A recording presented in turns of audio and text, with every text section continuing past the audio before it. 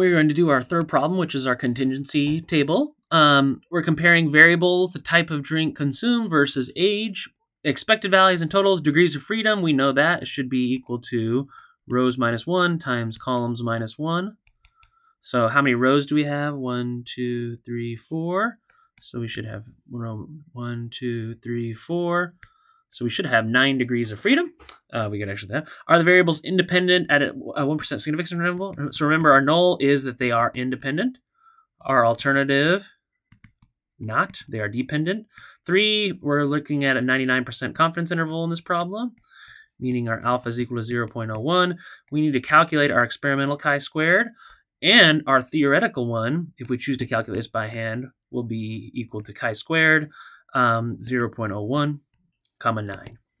And we can look that up in our tables, or we can actually just calculate it with our function here. So let's go ahead. We'll set up Mathematica on this side here. And we'll go ahead. Let's go ahead and type out our rows. I'm just going to do it like this. So I'm going to go ahead and do 10, 8, 5, 2, comma, 11, 9, 2, 3, comma, 8, 9, 1, 7, and then finally, comma, 9, 8, 3, 5. Let's look at this matrix.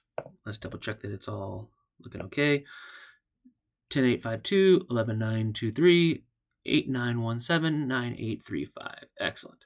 So our expected values will be this. So expect val. Let's look at a matrix form.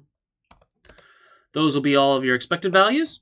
And then what is our value here? 7.29. And we can go ahead. Let's go ahead and we'll tell you what we're going to do. We are going to navigate. I wonder if we have, hold on a second here. Do we have some lecture notes hidden away? Let's look here. Let's see.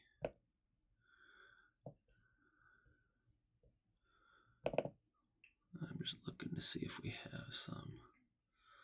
No, that's not what we want. I'm looking to see if we have some course files. Here we go. I'm looking for our chi-squared table, which should be on our lecture 8 slides.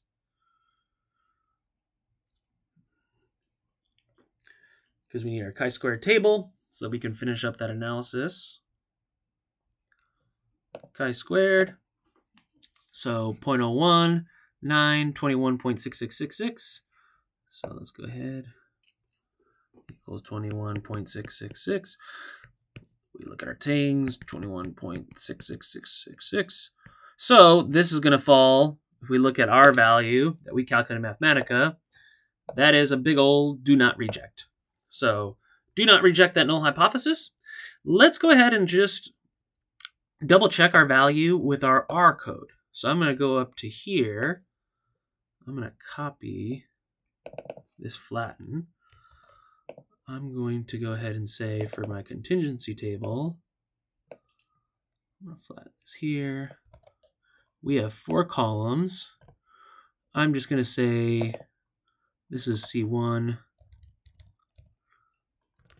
C2, C3, C4, and then we're going to do the same thing with row 1, row 2, row 3, row 4. So let's go ahead. I need to read in my libraries. Boom, boom, boom, boom. And then let's go ahead. This. Let's look at the data. Let's just double check that it looks like the problem statement. 10, 8, 5, 2, 11, 9, blah, blah, blah, blah. Looks okay. Let's look at our chi-squared. 7.2964. What was our Mathematica? 7.29, got it. Degrees of freedom 9, p-value greater than alpha, do not reject, we got it. That's it. So that is your problem 3. So we'll see you for the last problem. Thanks. Bye.